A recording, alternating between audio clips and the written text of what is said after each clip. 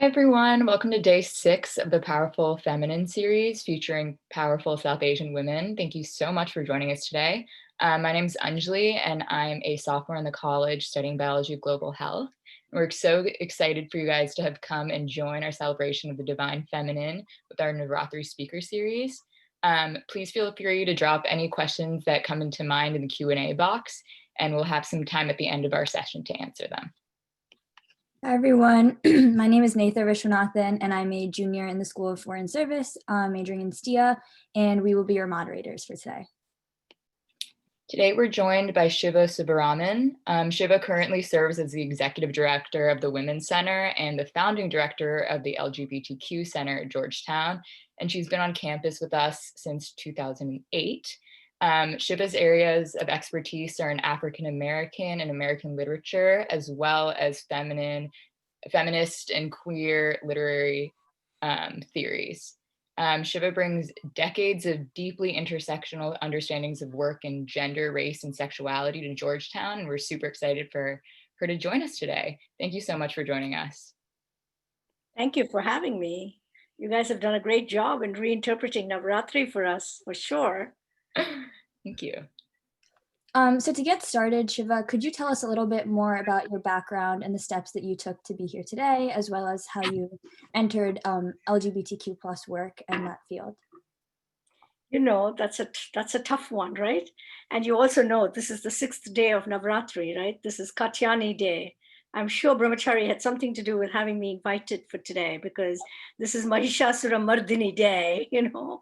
And I think about this in terms of being the inner, there is that sense of the inner warrior. And I will come back because, you know, that's what Katyani was, the warrior, right?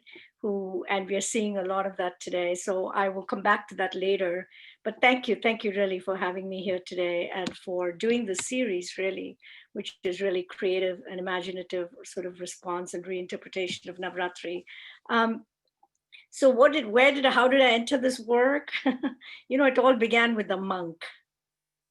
And it began with a monk 50 years ago. So I'm dating myself quite a bit here. So 50 years ago, you know, I was a kid in middle school in Chennai, India, what we called Madras in those days. And I used to ride a bicycle. I used to go to Catholic school. So I used to ride a bicycle, and every day I would pass this Ramakrishna mission and monastery. And at that time, you know, I was 12, 13, and I was really struggling with a lot of things. And what I came later to call sexual abuse. But at that time, I didn't know this, right? And so this is 60s Chennai, you know, to give you some context. So I used to go on this bicycle and I used to go to school every day. And when I passed this Ramakrishna mission, it was very beautiful. It was very quiet, you know, full of fountains. So I would go in there every day. And I'd go into the bookstore because I wanted to read. And the reason I wanted to read was because I wanted to understand what was happening to me. And I wanted to understand good and evil. And there was a monk there. And, you know, he was in his resplendent orange robes, right? And he was very amused that here was this 13-year-old kid showing up every day. And so he started talking to me. And he would say, so why do you keep coming to here? Do your parents know?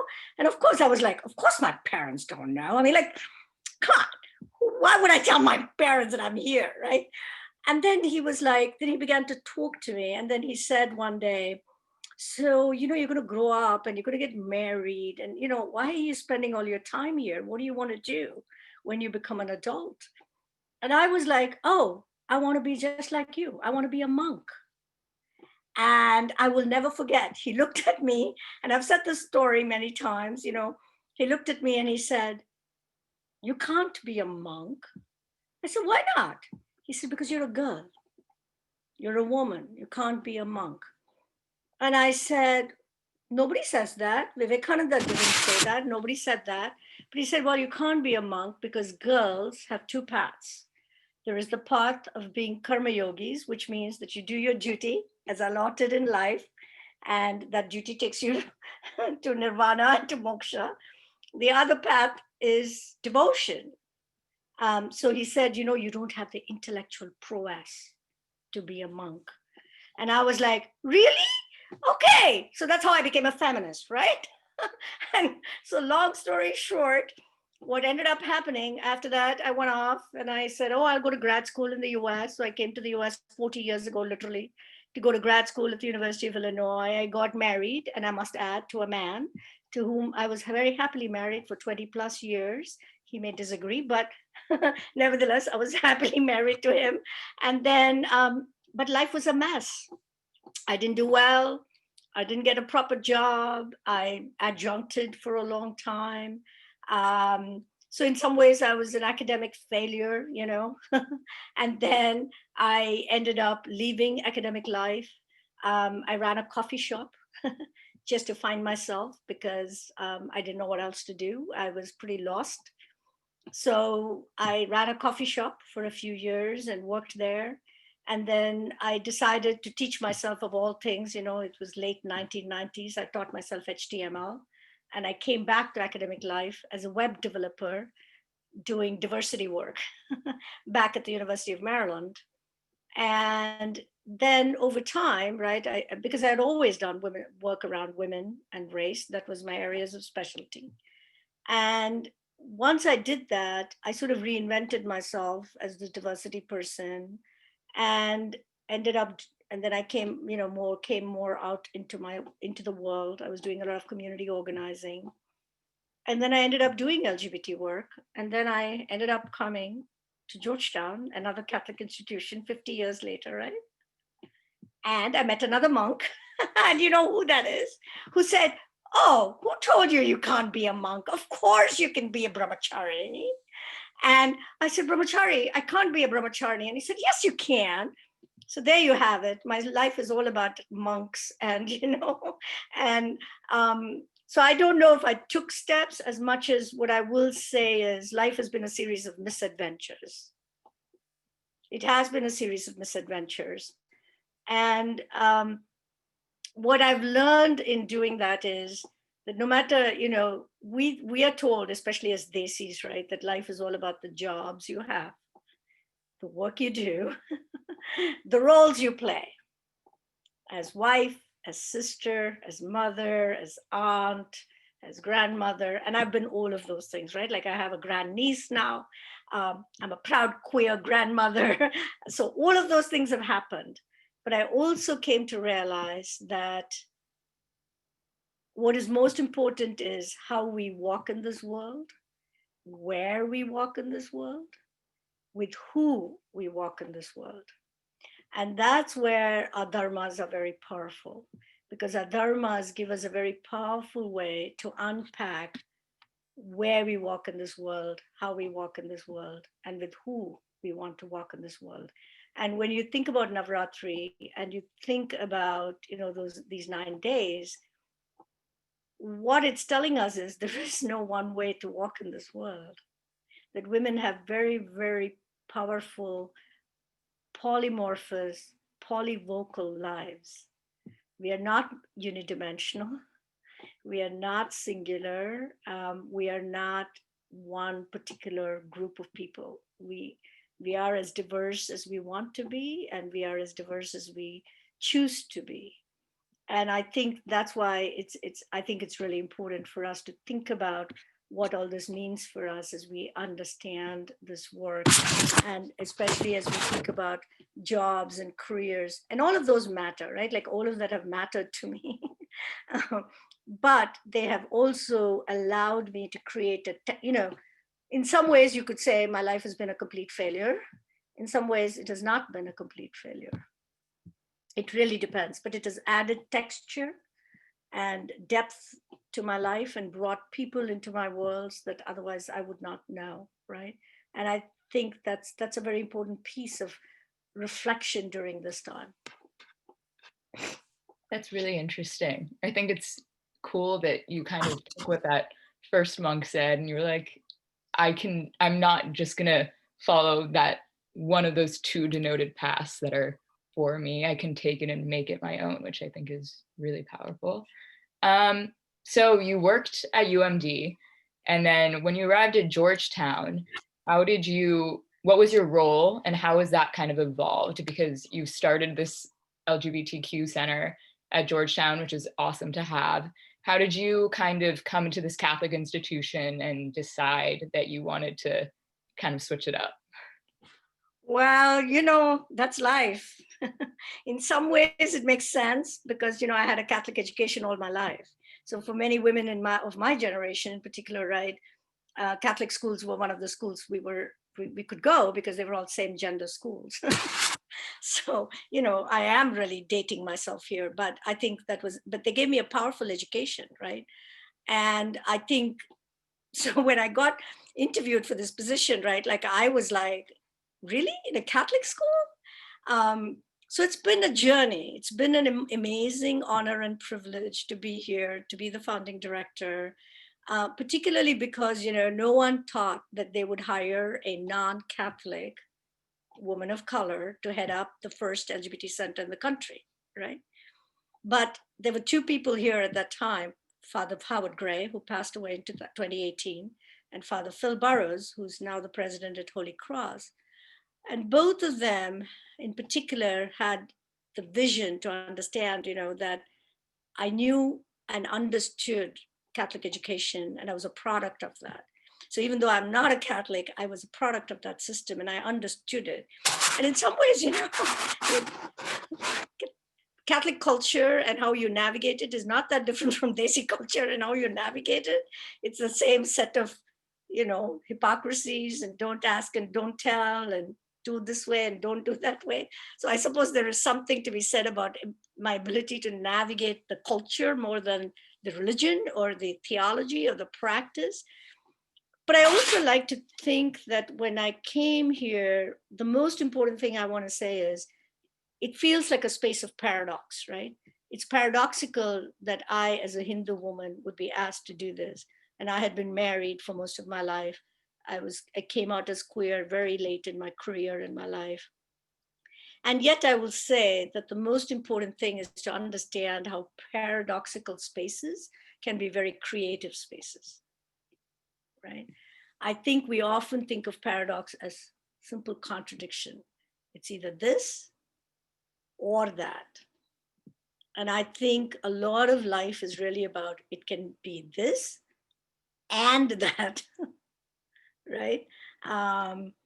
And so I would like for all of us to think about how our traditions allow us to think about the and as a very powerful way of thinking about things. The most important thing I will say that has always been important to me about my upbringing, I grew up with MS Subbulakshmi. I grew up in the South and I grew up with Carnatic music. I also grew up with the Beatles, right? And it was all one and the same. And I would tell my mom, and she was so annoyed with me, right? I would say, why can't she sing like the Beatles, right? Like, because I didn't even understand there were two different genres. And I was like, why can't Emma sing like the Beatles? They can do all this stuff. They can whistle and sing. Why can't she whistle and sing? But somewhere, and I read Virginia Woolf, but I also read Shiva Shankari, who was a famous Tamil author, right? Our worlds were more polyvocal and more multiple than people think it was. It was not monolithic. Our culture is not monolithic. Our traditions are not monolithic at all. I think there is a tendency, particularly in the US, to make it very monolithic. But it's not. It's been we all grew up with this very multifarious, very polyvocal, polymorphous cultures. And making sense of all that and putting them all together is what our traditions actually teach us to do. Yeah, thank you so much. I think it's really important to understand, the contexts of Navarātri and channeling the messages of Navarātri to navigate, the way we're experiencing our lives and different things that are going on. Could you speak a little bit more about how can people be inspired by, the powerful feminine and the ideas of Navarātri to become better allies for the LGBTQ community or other places that they're involved in? Our traditions are always live. They're not dead. And the power of these myths is that it has always through millennia been interpreted by us for current situations and injustices. I think I shared with some of you, this, in the Puja Pandal in Kolkata, when I was married to a Bengali, so I keep track of Bengal still, right? They still have, they've reimagined Durga as this migrant mother slaying the state. Or they have reimagined Durga as this female doctor slaying Corona. And what does that mean? It means that our myths are not myths. They have always been stories that enable us to re-understand our current lives. They always give us that template, right? Like they are a template. They're not fixed in time. They're a continually evolving template to how to understand our current life. So you should all be making memes of Durga, You should be making memes of Durga and putting it up in Georgetown memes. I mean, that's what you should be doing. So I really think that, and that's not offensive to anybody who's truly Hindu, I don't think, but because all of our lives, that's what we have done with these stories. I'm also very aware that the notion of the powerful feminine is sometimes only accessible to those of us with privilege. I'm very mindful always that right now, given what is happening in India, with all the rapes, with all the deaths, with all of that is happening. And I think back to our indigenous cultures. I think back to the times, and I think there was, a lot of it was there. The powerful feminine was always there. And it was always interpreted by people, by regular people, as a form of self-expression. It was not edicts. It's not handed down stories, right? They were always to be interpreted as the highest form of self-expression of a community of people. And somewhere we have lost that.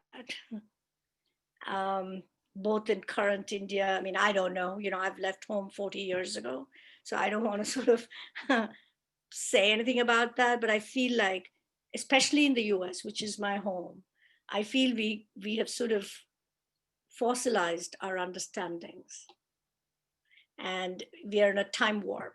But it's really, that's not what the tradition is, right?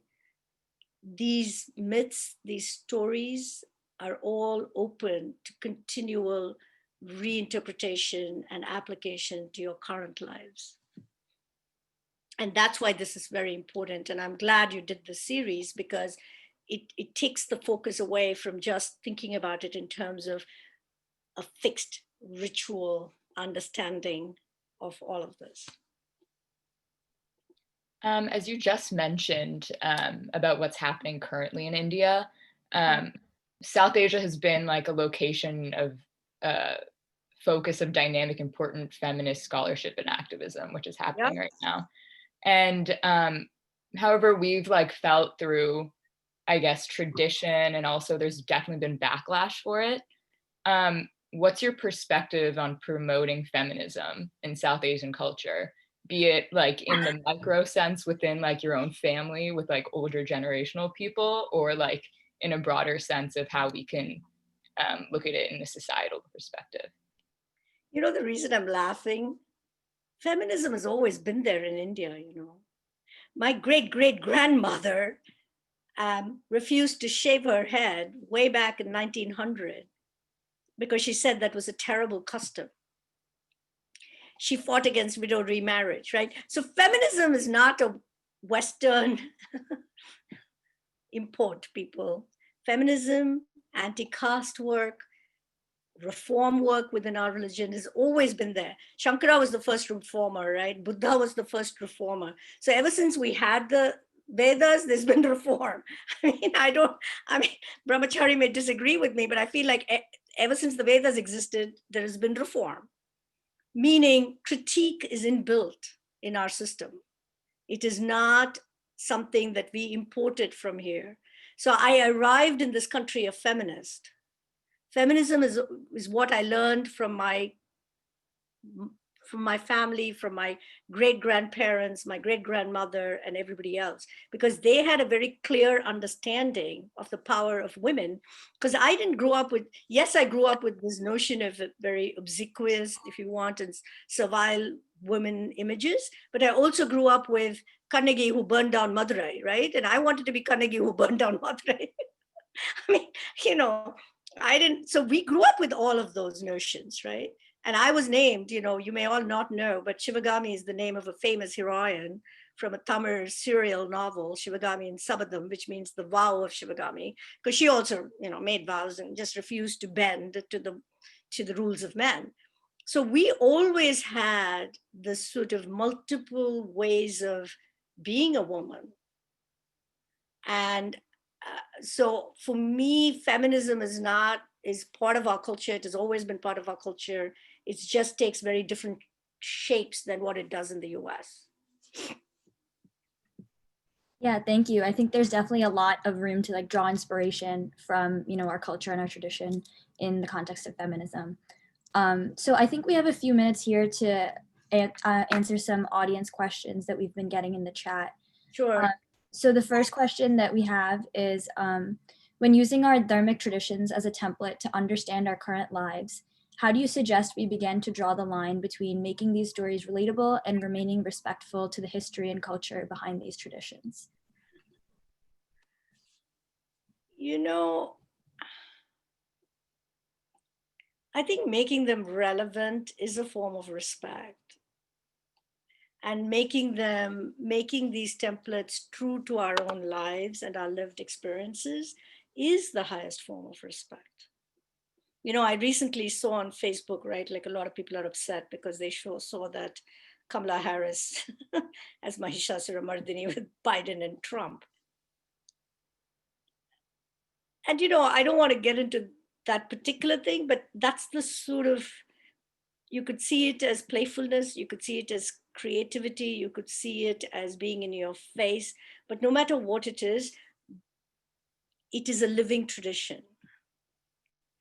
The minute we stop thinking of it as a living tradition and think of it as something that is dead and gone and something that we have to look back on with respect, I don't think that is what the tradition asks us to do. I honestly don't. I think that's not what respect is about for us. Yeah, that makes a lot of sense. One more question that we have is, how can South Asians help to be better allies? How can we work to influence our family members and maybe older relatives to influence their opinions to make them more accepting of the LGBTQ community and queerness? And how can we as college students be a part of a change? You know, that's a tough one. And I think some of it is, you know, we are the land of that wrote the Kama Sutra, people. Different genders, different sexualities. You know, all you have to do is to look at those temple architecture, and everything is there. Right? I mean, I think a lot of this is what we have inherited from millennia of conquests and lack of our own ignorance, right? Whether willful or otherwise. So when we think about families, and you know, some parts of my family are very conservative, and I think, you know, it has been about, you know, and as somebody who had been married to a man for all those decades, and then coming out as queer was very tough, you know, and you know, my gray hairs speak for itself, right? But I think the way we create change is by actually talking to people and telling our stories. I mean, I still really believe in the power of that. And I think the community is going to come around if we talk to them in language they understand, right? Because they don't often understand some of the language that comes rooted from here. But there are enough stories in our own traditions to use that to make it relatable to them. And as somebody who does belong to a different generation altogether, and perhaps your parents' generation or even your grandparents' generation, I think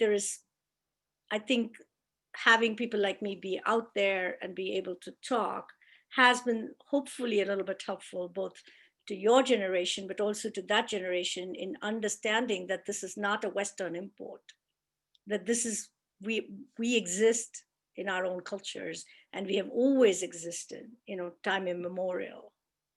It's not new. So one more question we have here is, what can Catholic feminists learn from Navarātri? I think what they can learn is to celebrate the powerful as an aspect of femininity. I think we often think of femininity not in terms of that conjunction with power. We always run away from the idea of power, right? As feminists, we are taught to question power, and rightfully so. But I think there is a place for power and powerfulness. And I think all other traditions, they do have, but they perhaps have not excavated them as fully as we do, at least for this particular season of our lives. We don't do it always in our lives, but at least during these 9 days we foregrounded, right? But there is something that can at least be foregrounded. Yeah, that makes a lot of sense. Another question that we have is that, is there anything you've learned over your years in LGBTQ work and feminism that would help us be better allies for other marginalized and oppressed people, such as the Dalit, Indigenous, and Black peoples? So what I will say is this, right? I've been thinking about this a lot, and I think the only way, we have made of identity, especially in the US, whatever your identity is, we've made of it a little bit of a straitjacket. And what I mean by that is we think we can only know that which we are. But all of life is really about learning to see the world through other people's eyes. We may not see what they see. Definitely we don't see what they see, but the ability to go out of ourselves and to be able to see the world through other people's eyes with as full an empathy as we can bring to it. That is what is both being yourself, but also a precondition for being a good ally for anything, right? Because if I think whatever my identities are, and I will just name myself, right? Like I as this Tamilian Brahmin, that I can never ever empathize with a Dalit person in my life is difficult for me to grasp, right? Because it does require an act of imagination on my part, an act of willingness to give up certain things in myself in order to do that empathy, but in order to enter that world. And to not only give up some things for myself, but to allow that person to tell me what they are seeing, and to see and to take that for its full value, right? And to embrace that as part of what I can do. And I think without that active imagination and without that willingness to go to those places, we are not going to get anywhere, I think. And I think I worry a lot because I feel like in the US, we have made of identity sort of a dead end. It can only be a starting point. It cannot be the end point of our journeys. And I think sometimes we make it an end point, not a generative space. Yeah, thank you. So one more audience question we have here is, how do you recommend we integrate the spirit of Navarātri in our day-to-day, especially during our current times when it feels like the powerful feminine and queer identities are constantly under attack? And also, is it inconsistent that in India we see women in power and yet women also being so mistreated? No, that's for me is like, that's a fundamental human condition, right? That's the paradox that I talked about earlier. Just because women are in positions of authority and power doesn't mean that oppression is going to go away, because it depends on how women in power are using their power and how we walk. That's why I go back to that first opening statement, right? How we walk in the world, where we walk in the world, who we walk with. Those are not predetermined. That is something each of us have, and that's what our Dharma asks us to do. How are you walking in this world? Who are you walking with, and where are you walking? In terms of everyday life, I I don't know, different things work for different people, right? I mean, for me, it's not like I get up every day and light a lamp or do anything like that. But for some people, those rituals matter, those rituals work, those kinds of things. But for me, I think for me in my own journey as a woman, and I continue to struggle with this here at Georgetown, I have an ambivalent relationship to power for myself as a woman and as a woman of color, right? I sometimes I use it well, sometimes I don't. And I think being conscious of that and trying to understand how to do that better and to own that in ways that are generative is a continuous struggle for a lot of us. And so I don't have an answer. I think that is the journey. Yeah, I definitely think that it's a learning process and something that we're Yes, going to it have to, is. yeah, take on over time. And then our last question is that today we're joined by college students. Do you have any advice for them listening right now? None whatsoever. I think you're all fabulous. I think you are the people. I'm so happy to be passing on the torch to all of you, right? You are going to inherit and you're going to shape the world. And you're going to shape the world as you see it. And I think you should own it. you should own your dreams. Don't ever stop doing that. No matter what gray-haired people tell you. Thank you so much for joining us. And thank you so much, Shiva, for talking to us today. We really appreciate everyone taking the time to celebrate Shiva's wonderful accomplishments and for her to give us very insightful advice. We hope you'll join us on our final day of our virtual series tomorrow afternoon from 2 to 2:30 p.m. Eastern Time through the same Zoom link. And we'll be joined by Deepa Khoshla, who is an influencer model and founder of Post for Change. So thank you all. If we weren't able to answer some of the questions, we'll try to get to it through email, but we hope everyone has a great day. Thank you. Thank you for having me.